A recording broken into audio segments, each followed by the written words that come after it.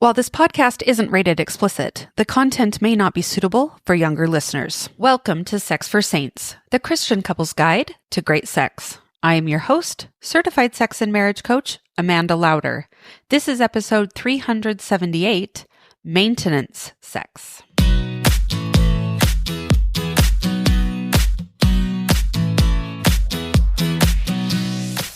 Welcome to Sex for Saints, a podcast for Christian couples.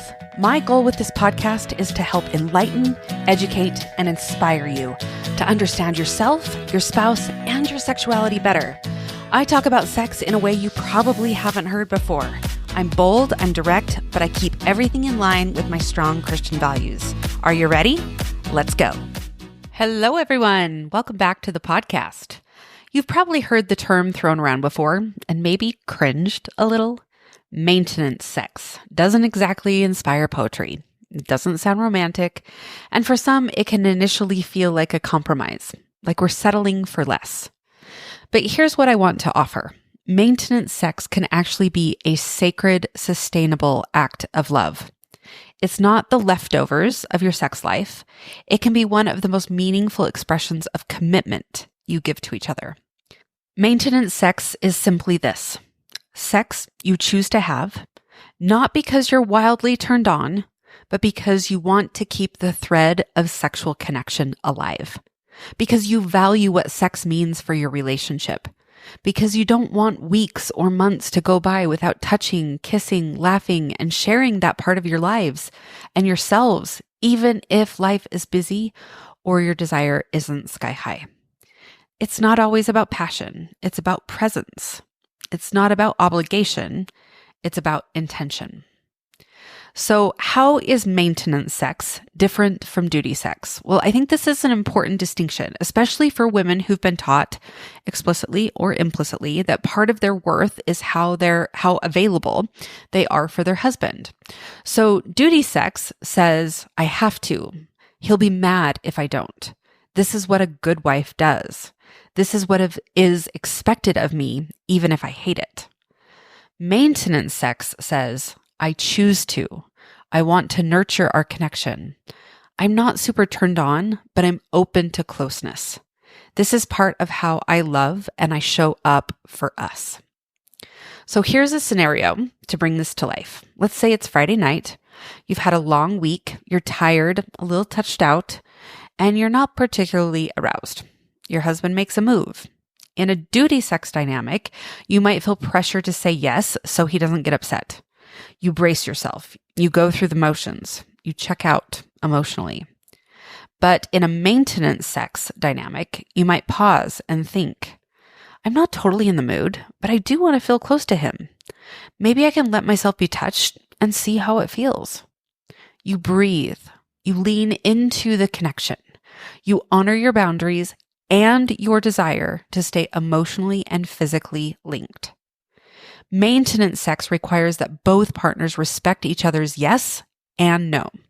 It's collaborative, it's chosen, and it doesn't come at the cost of one person's emotional or physical safety. So why might maintenance sex be a good option? Because life is real. Let's say you've got toddlers who crawl into bed at 2 a.m., or a teen who needs to be picked up from their friend's house at 11 p.m., or a demanding job, or chronic pain, or hormonal fluctuations that affect your desires. You're still in love, you still value sex, you're just tired, and so is your spouse. This is where maintenance sex can be a gift. It gives you permission to have good enough sex, like we talked about last week. Not perfect, not transcendent, just real, kind, affectionate, mutual sex. Sex that keeps you tethered to one another when the world is trying to pull you apart. And over time, those good enough moments become the foundation for trust, spontaneity, and even more passionate encounters down the road. So one couple I coached started planning maintenance sex twice a week, not because they're wildly turned on, but because they didn't want to feel like roommates anymore. Within a month, they were laughing more, holding hands more, wanting each other more. The intentionality reignited something they hadn't felt in a long time.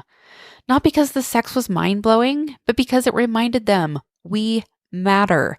This matters. Now, when is maintenance sex not a good idea? Maintenance sex is really powerful, but it's not always the right move. So if you're emotionally disconnected and one or both of you are carrying resentment, then jumping straight to sex can feel hollow, even violating. It can reinforce old wounds rather than heal them. Also, if maintenance sex becomes the default without any curiosity or conversation, it can feel like you're stuck in a rut. So let's say one partner always initiates and the other always says yes out of habit, not true desire. It can breed resentment, even if no one's saying anything out loud. Another scenario, a wife agrees to maintenance sex regularly, but over time feels invisible in the experience, like it's more about just getting it done than actually connecting. She may begin to feel used or emotionally checked out. This is where maintenance sex must stay grounded in consent, trust, and mutuality. It must come with a shared understanding of why you're doing it and space to regularly check in and ask, is this still working for both of us? If sex ever feels like a payment to keep the peace, that's not maintenance. That's survival. And it needs more than a scheduling fix. It needs safety, healing, and new patterns of communication. Let's take a quick pause and talk about something that often gets overlooked in conversations about sex and connection: preparation. I don't just mean putting the kids to bed or checking off the to-do list. I'm talking about how we prepare our minds, our bodies, and even our bedrooms for meaningful connection. For me, that preparation starts early in the day. Sometimes I'll wear something beautiful, like a piece of lingerie, underneath my regular clothes. Not for anyone else, but for me. It's my way of staying connected to my body and my desire. And I always layer it with something soft and cozy, because feeling good in your body isn't about sacrificing comfort. It's about honoring both sensuality and ease. That's why I love Cozy Earth. Their all-day tee is a staple in my closet. Breathable, lightweight, and soft enough to sleep in, but cute enough to wear all day. Their studio pants, let's just say I could live in them. And when it's time to wind down at night, their bamboo sheets are what I look forward to most. They're temperature regulating, made from viscose from bamboo, and they wick away heat and moisture like nothing else I've tried. It's like slipping into a cool, quiet exhale at the end of the day. Creating a bedroom that feels like a retreat isn't just about aesthetics. It's about creating a space that your body wants to relax in, that feels safe and inviting for sex and sleep alike. And Cozy Earth has been a huge part of that for me. They even offer a 100-night sleep trial, so you can try them during the hottest nights of the year and return them if they're not for you. But honestly, you're not going to want to give them back.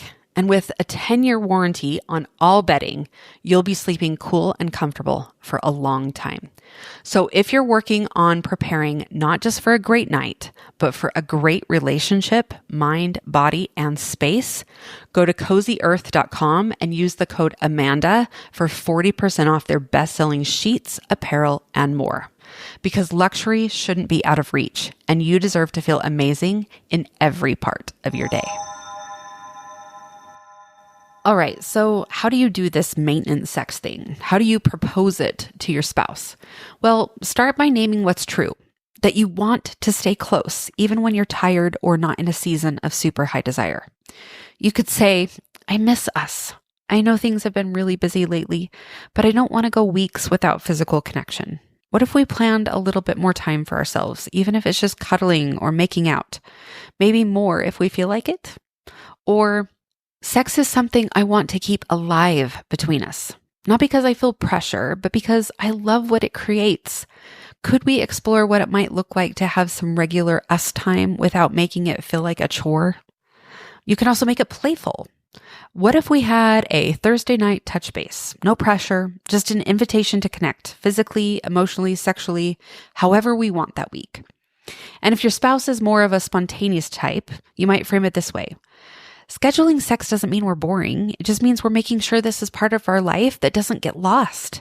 It's like meal planning. Not every dinner is a 5-star meal, but we don't skip eating just because we're not inspired.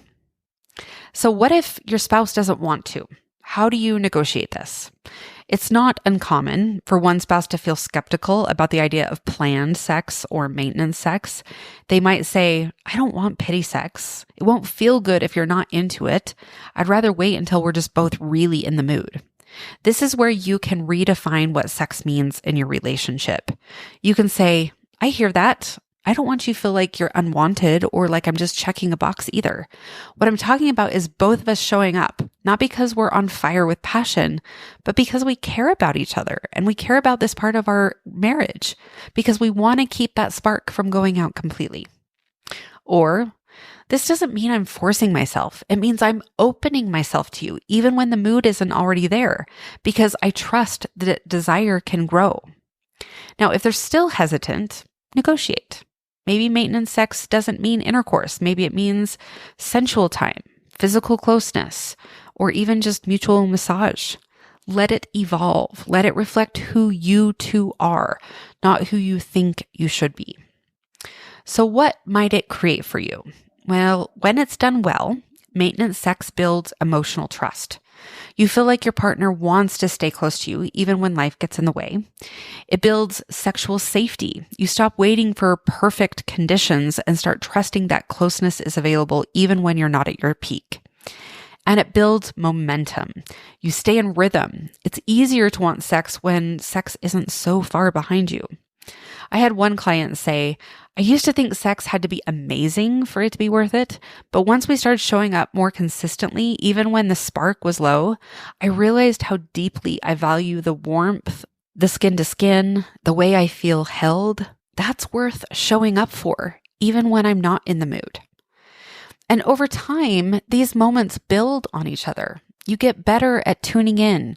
You get more creative. You feel more safe. You actually begin to want sex more. Not because you're trying to keep your spouse happy, but because you've built a relationship where sex feels safe, mutual, and good.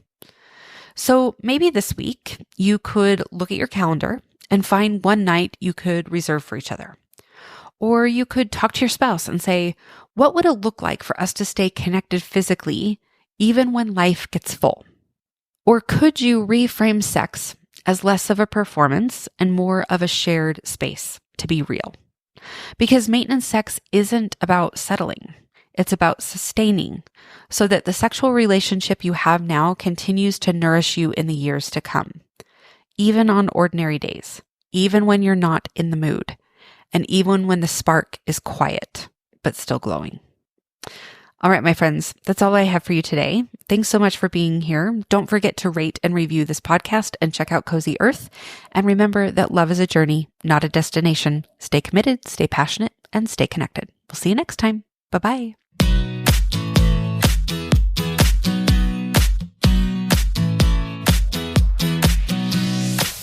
Like what you're hearing on this podcast? Make sure you hit subscribe so you don't miss a single episode. Don't forget to leave me a review and share it with your friends.